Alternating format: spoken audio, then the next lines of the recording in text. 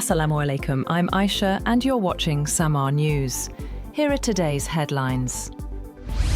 Sydney has welcomed 2026 with its biggest ever New Year's Eve fireworks display, featuring a waterfall effect cascading from the Sydney Harbour Bridge. Organisers say the 12-minute show spanned 7 kilometres across the harbour, with tens of thousands of pyrotechnic shots launched from multiple sites. Meanwhile, security remained heightened in the aftermath of a deadly shooting at Bondi Beach weeks ago. Organisers held a minute's silence for the victims, as thousands of police were deployed across the city during celebrations.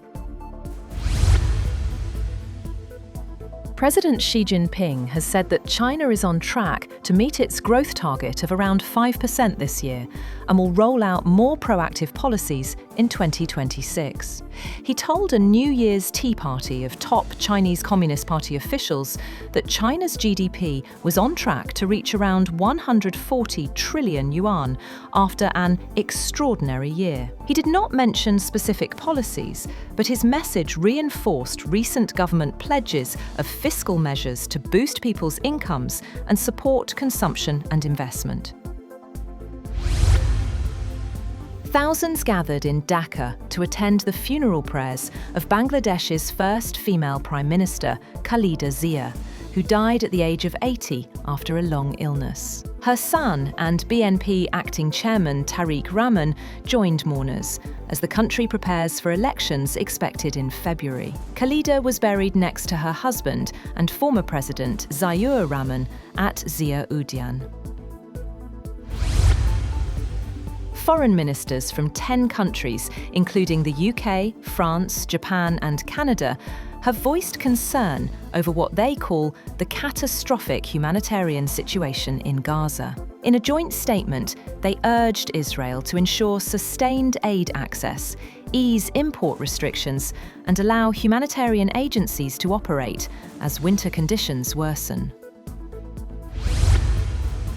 Russia has launched an overnight drone attack on Ukraine's Odessa region, damaging residential buildings and infrastructure and injuring 4 people, including 3 children. The governor of the Odessa region said the drones attacked residential, logistics and energy infrastructure in our region. In Odessa city, 4 people were injured, including a 7-month-old infant, 2 other children and a 42-year-old man. Taiwan remains on high alert after China staged massive military drills around the island the previous day, keeping its emergency maritime response center running as it monitored Chinese naval maneuvers. Taipei condemned the drills as a threat to regional security and a blatant provocation. According to the head of Taiwan's Ocean Affairs Council, Chinese ships were moving away from Taiwan, but Beijing had yet to formally declare the end of the exercises. Thailand has released 18 Cambodian soldiers under a renewed ceasefire agreed by the 2 countries at the weekend, easing tensions after weeks of deadly border clashes.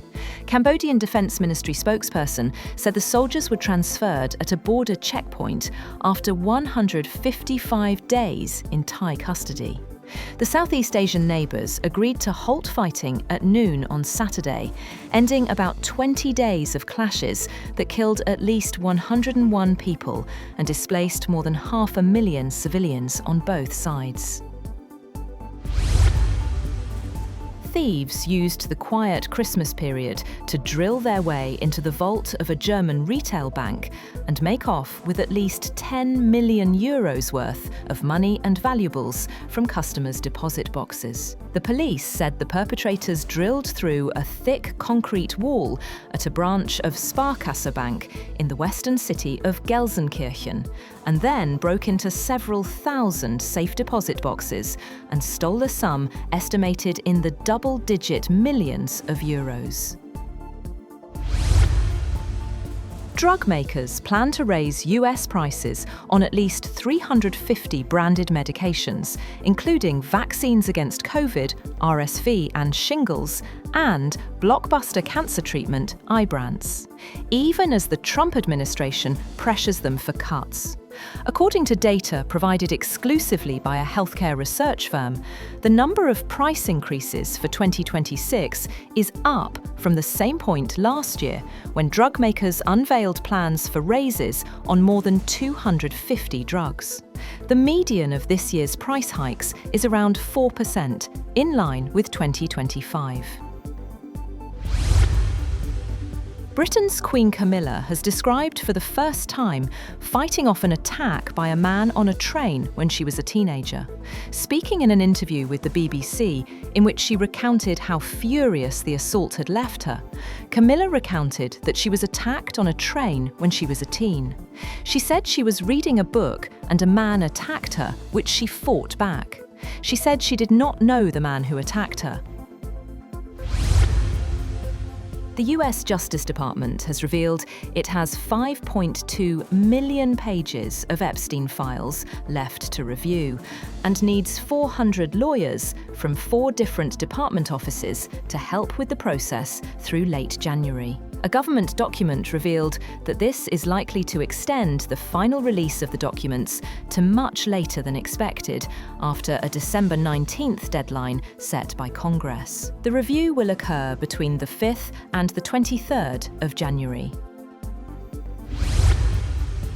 And Saudi Arabia is hosting the King Abdulaziz Falconry Festival, where falconers from across the region are competing in high-profile races and beauty contests. The event features multiple categories, millions of rials in prize money, and aims to revive a deep-rooted Gulf tradition. The festival runs until January 11th. That's all for now. For more updates, visit www.samaa.tv. Thank you for watching Samaa News.